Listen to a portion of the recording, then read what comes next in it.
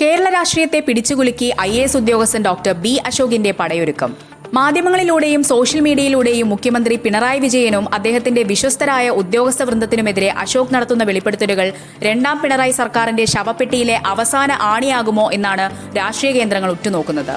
സർവീസിൽ നിന്ന് സസ്പെൻഡ് ചെയ്യപ്പെട്ടിട്ടും ഒരടി പോലും പിന്നോട്ടില്ലെന്ന നിലപാടിൽ പുലിക്കുട്ടിയെ പോലെ അശോക് ആഞ്ഞടിക്കുമ്പോൾ മറുപടി പറയാനാകാതെ CPM നേതൃത്വവും സർക്കാരും വിയർക്കുകയാണ്. ഇത്രയും ക്രൂരവും ജനങ്ങളോട് നിസ്സംഗതയും പുലർത്തുന്ന ഒരു ഭരണം തന്റെ സർവീസ് കാലയളവിൽ കണ്ടിട്ടില്ലെന്നാണ് അശോക് തുറന്നടിക്കുന്നത്. മുഖ്യമന്ത്രിയുടെ നയമാറ്റങ്ങളും വഴിവിട്ട കൂട്ടുകെട്ടുകളുമാണ് സർക്കാരിനെ ഈ ഗതിയിലാക്കിയത്.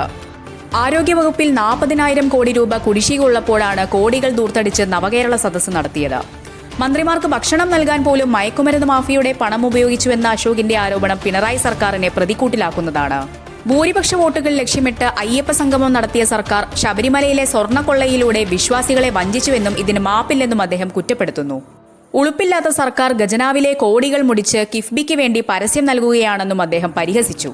4-ാം തീയതി വോട്ടെണ്ണൽ കഴിയുന്നതോടെ ഇടതുമുന്നണിയിൽ വൻ പൊട്ടിത്തെറി ഉണ്ടാകുമെന്നും സർക്കാർ മാറാൻ മണിക്കൂറുകൾ മാത്രമേ ബാക്കിയുള്ളൂവെന്നും അശോക് പ്രവചിക്കുന്നു. ഭരണം കൂടി പോയാൽ പിണറായി വിജയനും CPMനും വരുംകാലം അത്ര ശുഭകരമാകില്ലെന്ന സൂചനയാണ് അശോകിന്റെ വാക്കുകൾ നൽകുന്നത്. നിയമ നടപടികൾക്ക് കാത്തുനിൽക്കാതെ ജനകീയ കോടതിയിൽ സർക്കാരിനെ വിചാരണ ചെയ്യാനാണ് അദ്ദേഹത്തിന്റെ തീരുമാനം. സസ്പെൻഷൻ ഉത്തരവ് പുറത്തുവന്നതിന് പിന്നാലെ മുഖ്യമന്ത്രിയെയും chief principal secretary KM Abraham അടക്കമുള്ള ഉന്നതരെയും പേരെടുത്ത് വിമർശിച്ചിട്ടും ഒരു CPM നേതാവോ മന്ത്രിയോ വാ തുറക്കാൻ ധൈര്യപ്പെടുന്നില്ല. LDF കൺവീനർ TP രാമകൃഷ്ണനും കൃഷിമന്ത്രി P പ്രസാദും നിലവിൽ മൗനി ബാബമാരായി തുടരുകയാണ്.